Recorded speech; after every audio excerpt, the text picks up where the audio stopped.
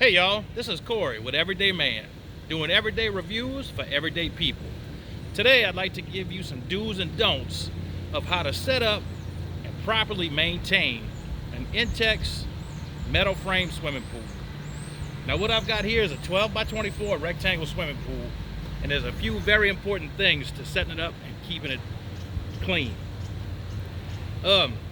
My oldest son is 23 years old, and I've been having these little pools since he was probably 5. So I would say I've been through probably 5 of them. And this one is the first one that at the beginning of the season, I didn't have to drain, scrape it out, get all the green stuff out of it, refill it, and start over. This one has maintained itself through the winter with very little maintenance from me.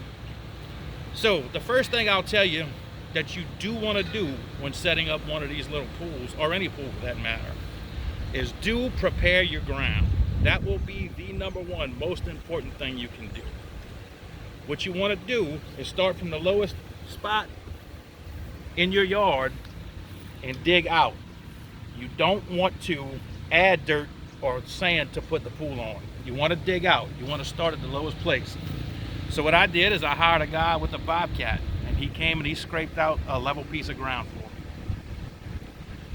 After that, we put a sand pad, and I leveled this thing.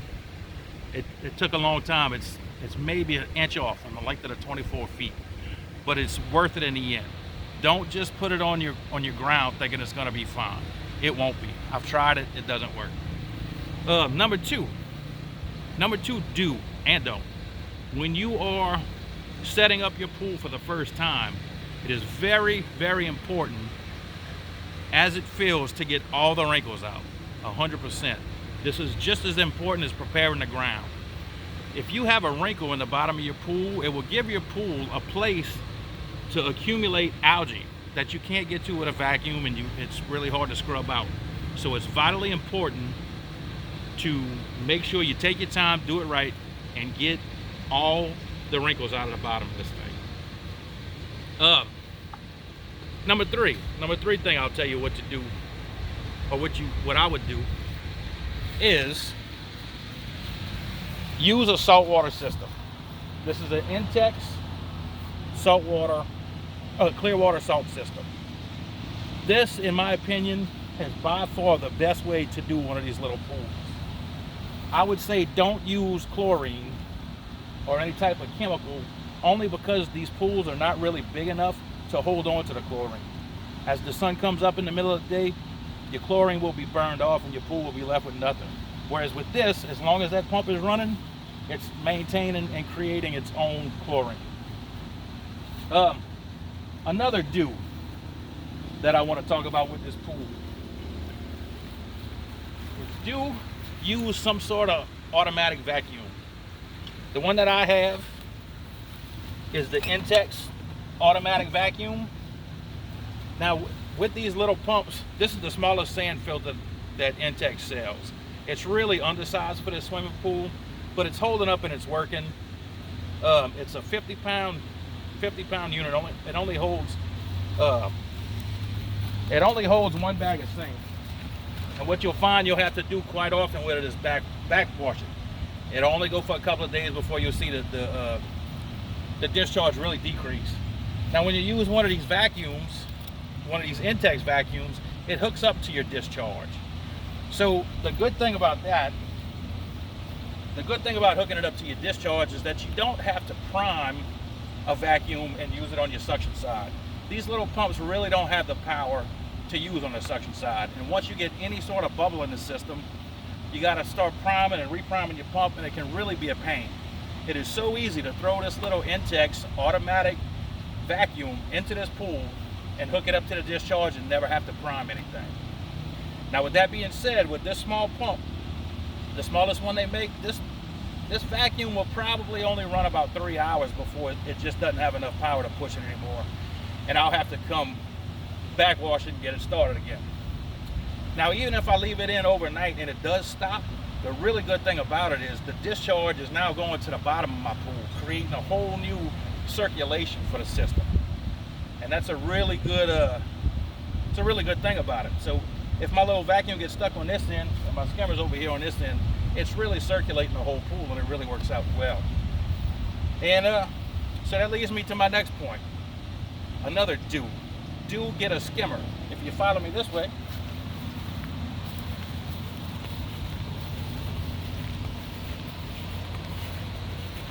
this pool did not come with a skimmer.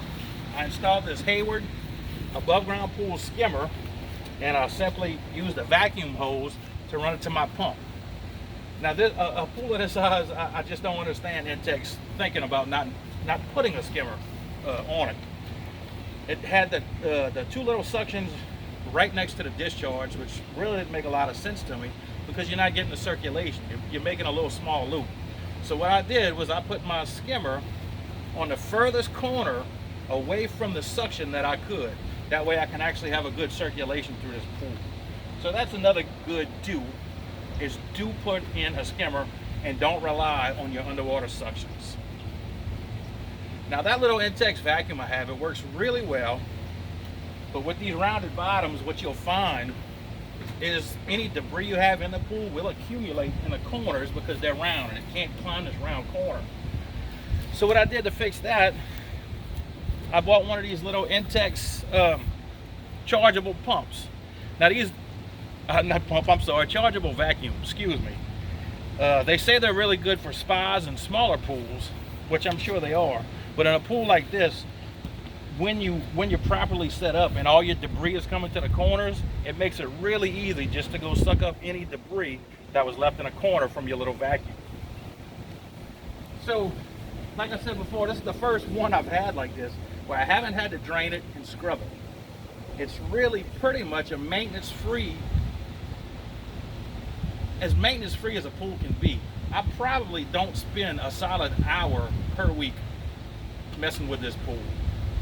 So do prepare your ground properly. Most important, do set it up. Take your time when you're doing it. Make sure it's flat, make sure it's level, make sure there's no wrinkles in it. It'll make it that much easier in the future to take care of this thing. Do set it up with a saltwater system. Very easy to maintain. It does it by itself. All you got to do is set the timer and it runs all the time. Do use some sort of automatic vacuum. That way you don't have to be out here all the time cleaning it. And take a look at it, guys. It's just now warm enough where I'll probably get in it this weekend. And I, honest to God, have not spent 2 hours cleaning this pool for the first time this season. And this is what it looks like.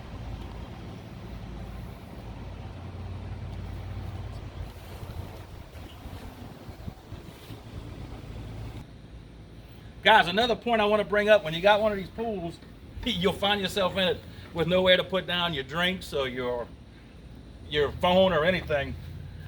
I found this when I bought my boat, actually. These little Robo cup holders. They're spring loaded. I use them on my center console of my boat. They actually grip onto the side of this pool and they make a great place to put a drink down. Put your phone in. I also use this lifetime table. It's a actual lifetime table, so it's plastic, it's PVC. It'll never go bad, it stays here. And if you look around, if you've noticed, I have 4 poles around my pool. What I did, I put these poles up and bought a patio shade, sun sail, they call them. Down here in southeast Louisiana, these little above ground pools will get really hot because they get baked by the sun. So I covered it, and they're not up right now because I'm actually trying to get it warmer. But you'll find that it'll keep your pool probably 3 or 4 degrees cooler, keeping it out of the midday sun. Works out really well.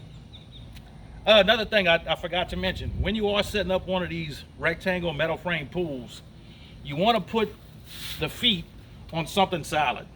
Don't just sit on the sand. This is a 12 by 12 piece of wood. I cut a 2 by 12.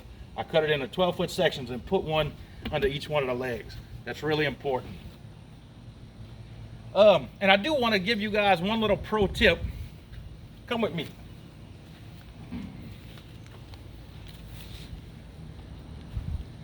If you can look, if she can get it, come around the corner, maybe. These pools, the tops of these pools will get extremely dirty and they're just really hard to keep clean. So I left a dirty section on the inside right here. And what you want to use that work really well is a Mr. Clean Magic Eraser. You would think that this algae looking stuff or whatever it may be would be really hard to get off, but if you can give me 1 second, these things work really well at cleaning off the inside, the top rail of these pools. Now what you will find is because of the texture on the top of them, you'll go through them pretty quick. So I bought a pack of like 8, and it took all 8 of them to clean this pool. But it's a good little pro tip for you. These magic erasers really get the top of this pool looking like it's brand new. So that's it, guys. These pools have really come a long way, and the Intex has really set up their stuff where you can use real pool hoses and clamps and fittings on these pumps, and they work out really well. So y'all, if you like the video, give me a thumbs up and subscribe, and please get you one of these little guys. I think this thing's gonna last me a few years, and I really do like it. All right, guys, until next time.